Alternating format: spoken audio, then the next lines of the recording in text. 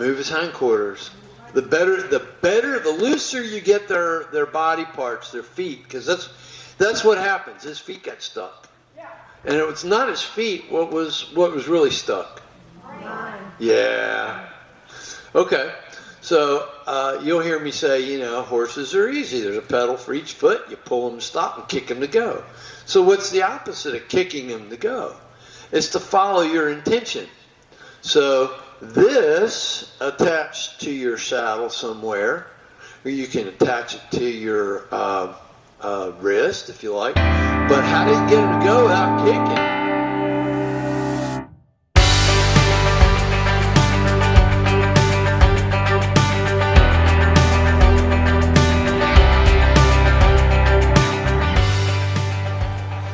So some of y'all went for a ride?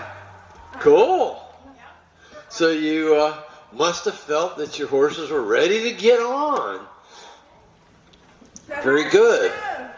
Huh? How did it go? Yeah, how'd the ride go?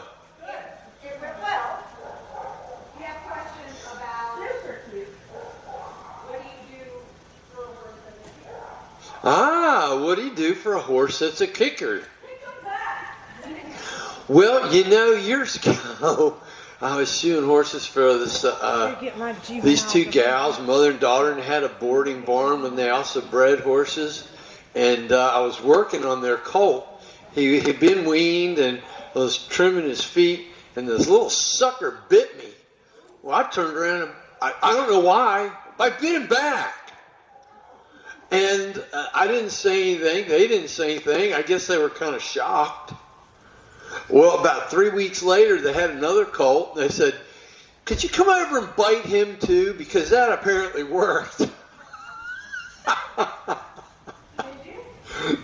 No, I thought, well, you're free to bite him yourselves, but if he bites me while I'm trimming his feet, I'm going to bite him back.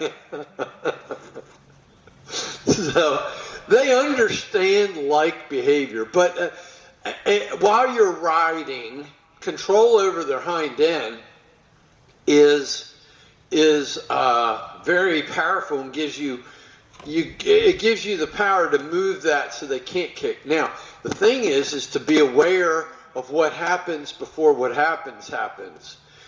Some of them don't give you any warning, but there's something that happens before what happens. And now, look, see, Rush is worried about over there, so I'm gonna bring him back to me. Okay, because he's only 3. He's coming 4. He'll be 4 in another month or so.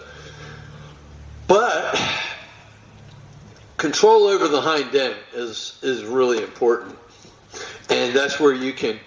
I'm going to do a clinic on in a couple weeks about refinement for the trail horse. The road. I want to call it the road to refinement. I don't know what Penny's called it. She calls it something else. But it's how to refine your movements on the trail for the trail horse, and how to you get collection and why and where and the things that you can use it for. So, but that's one of the things that we'll do. But I'll show you a little bit here. So.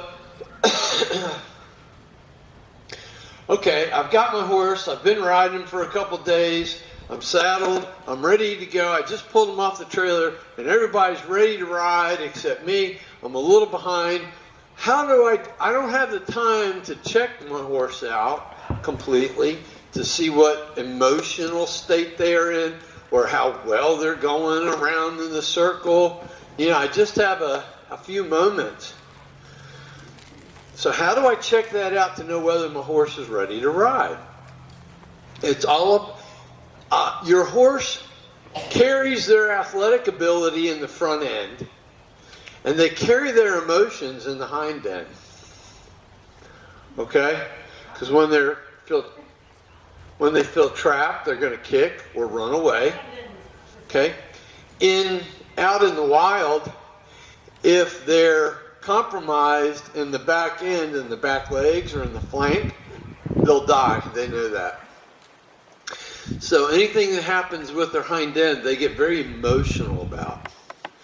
Now, For a horse to allow you to ask them to cross their back feet, move in there away to cross their back feet. You see, when he crosses his back feet, he cannot run away from me. Okay? He can't run until he gets his back feet together, and then he can scoot and go away. Then he's very powerful. So, okay, did you see him gather himself up? He was a little worried about that. So I have to work on getting him to move his hind end away. When he moves his hind end like this, he's emotionally ready for me to get on and go somewhere. Now, if he bunny hops or hops around behind or won't cross his back, just shut